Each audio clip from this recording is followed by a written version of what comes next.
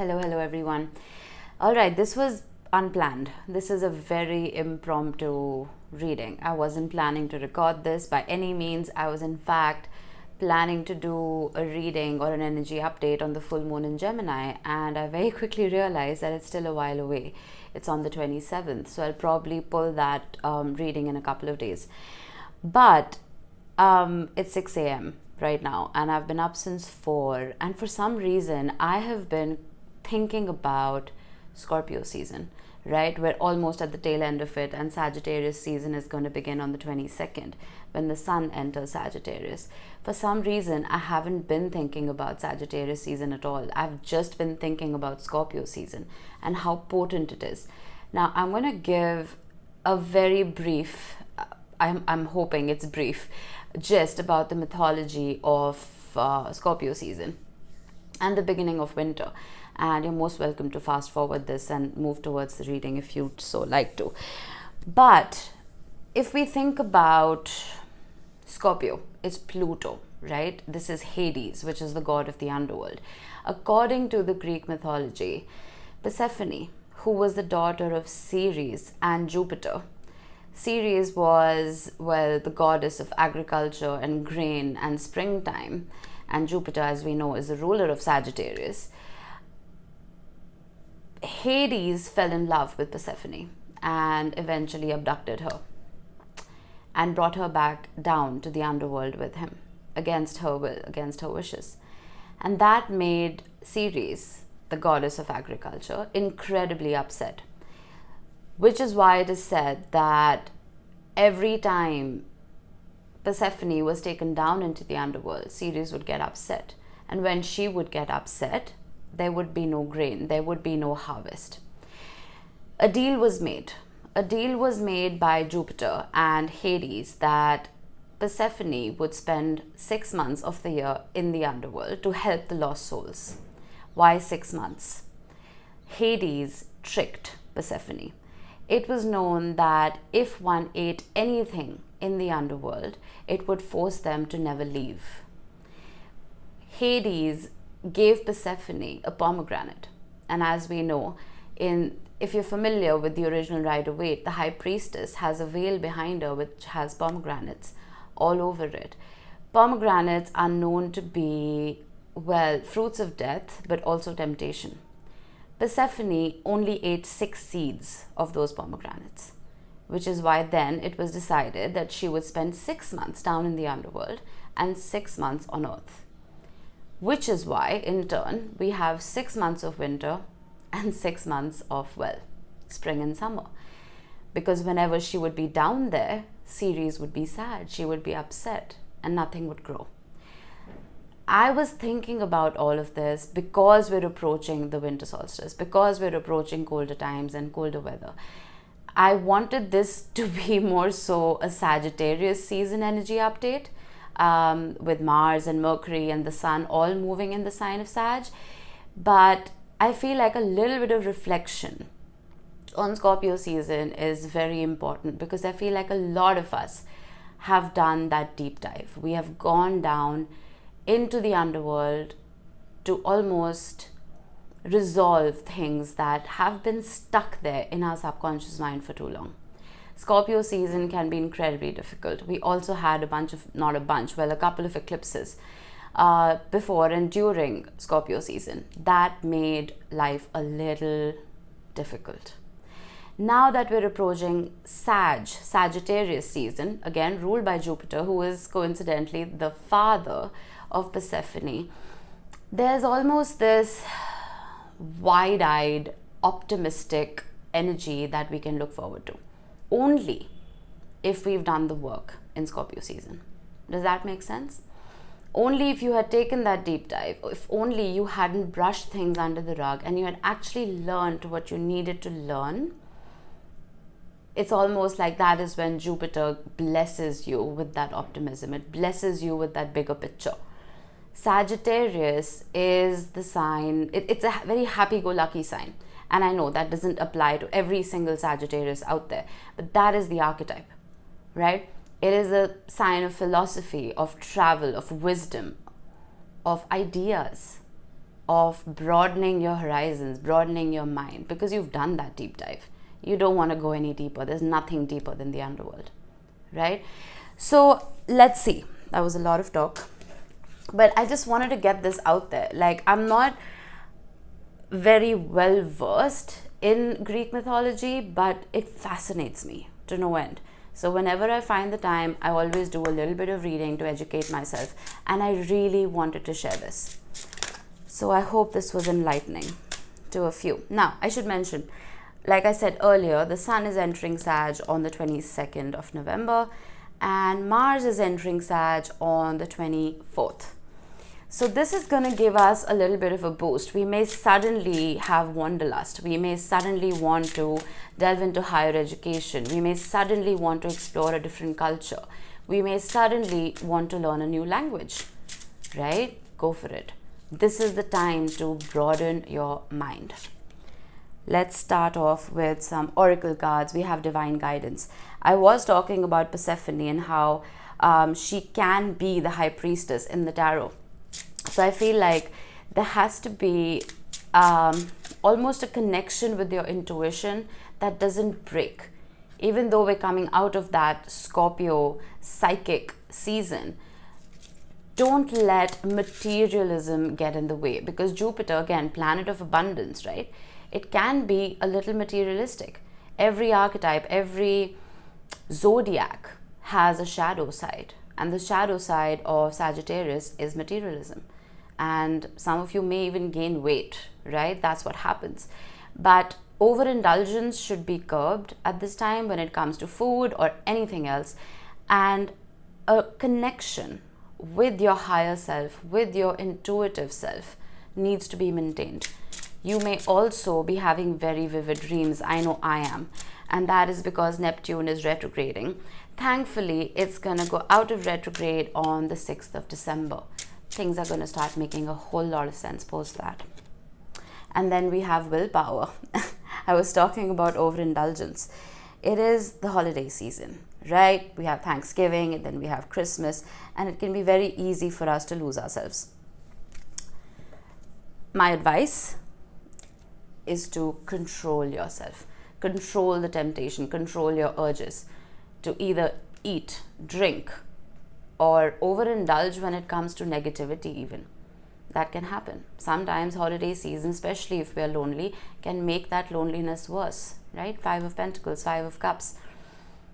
Pull yourself out of that. That is what Jupiter wants to bless you with. It wants to bless you with that optimism and with that joy and that happiness. Make that your anchor. You've done the deep dive. You don't need to go any deeper. I'm also getting Mars in Sagittarius can be very reckless, right? Without thinking of the consequences. I'm even getting the Fool energy. Think of the consequences before you take a leap, right? Avoid gambling. Avoid conversations that you may regret later, right? All right, let's see what we have. The 10 of Cups. Beautiful. The 5 of Swords. That can happen. That can happen in Sagittarius season. Well, we have this beautiful idea of our future, right? We want love, we want joy, we want that happily ever after. But as human beings, it's very natural for us to try and take shortcuts to that joy. That's what the 5 of Swords is. It can be a card of self-sabotage. It can be a card of short-sightedness, right? Every step that you are taking, once you see that bigger picture that you want for your life, every step that you take, make sure it aligns with your 10-year plan, right? In this age of instant gratification, it can be very difficult for us to do that, but that's where willpower comes in. Something may bring you joy now, in the moment, right? But is it going to sustain you for the rest of your life? Ask yourself that. This could be a relationship. It could be a lifestyle. It could be your career. Page of Wands, very Sagittarius-like energy. This is the card of travel. Exploration, adventure. And then we have the Hanged Man. For some of you, plain and simple, I feel like these are two very separate energies. Travel can help you almost see the flip side of life. Imagine that you're in front of a rock, right? This is the obstacle, this is the rock, you're right here. All you can see is that rock. But if you step back a little bit, you can see the ways around it. You know what I mean? It's very similar to standing on a cliff and seeing the big world below you and understanding how small your problems are. That's what I'm getting here.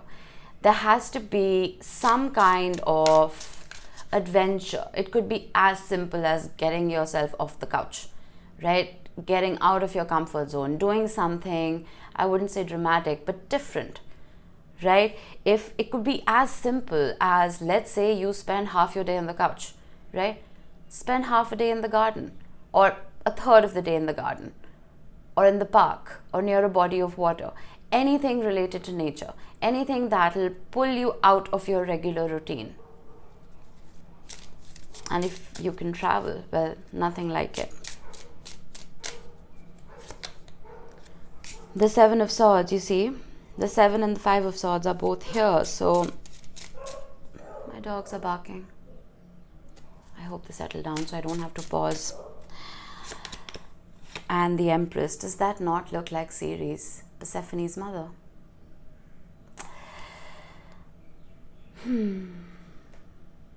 I'm suddenly getting, if you're looking for anything, any kind of cosmetic surgery to alter your appearance, don't. This isn't the time to do that. That's just for some of you. Bottom of the deck, we have the Two of Wands. For the others, I feel like some of you maybe, it's almost like you can't see your worth. You can't see what you actually deserve and you're settling. It's like you're telling yourself, this 10 of Cups isn't really a 10 of Cups for me. I'm getting the 5 of Cups. It's like you're telling yourselves that, yeah, this is what I deserve and this is my happily ever after. No, it isn't. There's a lot more that you can bring into your reality. It's like you're not being able to see far enough. 3 of Cups and the Tower with the 7 of Pentacles. I feel like the people around you, this isn't going to apply to everybody, but the people around you may have made you feel small. They may have made you feel that crumbs are all you deserve when you deserve the entire bakery. And some of you may have been through very traumatic relationships where you were treated like crap. And that has just become your definition of love. It isn't. With the Empress showing up, there has to be a restructuring of how you see yourself, regardless of gender. A restructuring of how you see yourself so that you can change how people see you. It all starts from within. This isn't about physical beauty or physical attraction. This is about who you are within. This is about charm. This is about grace. It's about confidence that comes from deep within you. It has nothing to do with what you look like.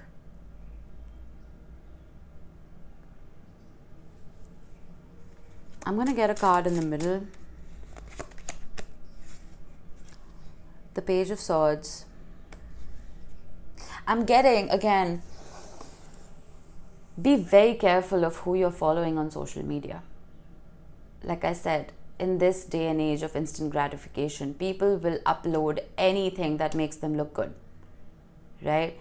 If in 24 hours, if 23 of those hours have been horrific and absolute shit, they're going to upload pictures of that 1 hour where they had to pretend to be happy.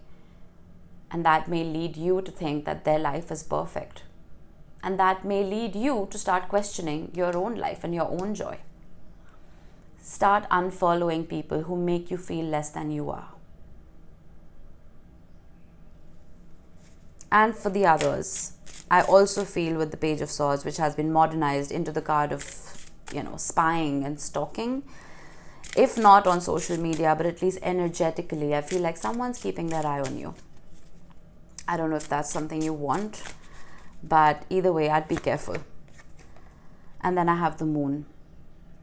Pisces, Cancer energy. One was getting Scorpio season is, it's like you're carrying it forward into Sagittarius season. I want you to resolve all of this. Whether it's feelings of self-worth, whether it's traumatic relationships, it could be anything. I want you to resolve it. I don't want you to carry it forward, not just into Sagittarius season, but into the new year. Difficult situations are put into our lives, not for them to become templates of how we live, but to become tiny little chapters in the book of life. They're just little lessons. We need to learn them. From the looks of it, you've learned your lessons. Don't carry the pain forward with you. Don't carry the heavy grief and emotion with you. Carry the lesson with you. This is going to teach you who to trust and who to leave behind. The Nine of Cups, beautiful. The Nine of Cups is Jupiter in Pisces. This is a wish fulfilled. This is abundance. This is growth. It is joy. It is a wish fulfilled. But then we have the Four of Cups. I kind of like that. Do you remember? I was talking about overindulgence, right? If you're familiar with the original Rider-Waite, the Nine of Cups represents this fat, happy man. I'm not body shaming. I'm pretty chubby myself. But this fat, happy, jolly man sitting with his arms crossed, and he's very self-sufficient. He's very satisfied with 9 cups around him. It can signify greed. It can signify selfishness to an extent and temptation, right? Even though it's a beautiful card, don't get me wrong. But since the Four of Cups is here, it's almost like you're learning to say no. You're learning to say no to things that may feel good in that instant, but will not serve you in the future. This could be communications with an ex who wasn't good to you. This could be overindulgence in substances. Not that I would ever promote that, Stop yourself when you can. This could be overindulgence in food. It could be anything. It could be drowning in your own negative thoughts. You're learning to say no. I'm going to get a card right here because I want to see what is going to help you gain this willpower. Oh. All right, the Six of Cups. Oof. Very interesting. The Six of Cups can be a card of nostalgia. It can be a card of happy memories of the past. It can be a card of a soulmate. But since I don't read reversals, if the cards surrounding one card signify the negative or the shadow aspect of that card that I'm pulling, I have to address it. This is almost like the Six of Cups is in reverse. You're not being blessed with happy nostalgia, you're being blessed with bad memories and pain. And I feel like your willingness to say no to this is stemming from the fact that you are actually learning from that pain that we were talking about earlier. And you're trying to be as self-reliant as you possibly can. The Queen of Pentacles, the Six of Wands, Justice, and the Six of Swords, successfully moving forward. Successfully leaving Scorpio season behind. There's a reason I split the reading into two. It's almost like a past and a future. I didn't plan it that way. But let me get a couple of cards right in the middle. The Ten of Swords. Yeah. When you were dealing with pain, who walked away, leaving you in that pain, and who actually helped you? It's time to separate the wheat from the chaff. Plain and simple. Stop going back to people, places, and situations that left you wanting, that left you in pain. Wow, this is absolutely stunning. As we know, every 10 resets to an ace. So from those 10 swords in your back, you're picking one. You're picking one sword, which is your truth. One sword, or one truth or one fact or one piece of wisdom and information that's actually going to help you grow. This is too many commands in a computer. It's going to shut down. When you restart, what is that one truth that's going to keep you moving forward? That's going to help you see the bigger picture of Jupiter and Sagittarius. Right? Karmic lessons have been learnt or are in the process of being learnt. There's a reason Sagittarius season represents higher education. Higher education doesn't literally have to mean higher education. It could just mean education of the mind. It could mean divine guidance. Right? This is about finding your North Star. This is about finding your direction, your purpose. Don't hold on to this.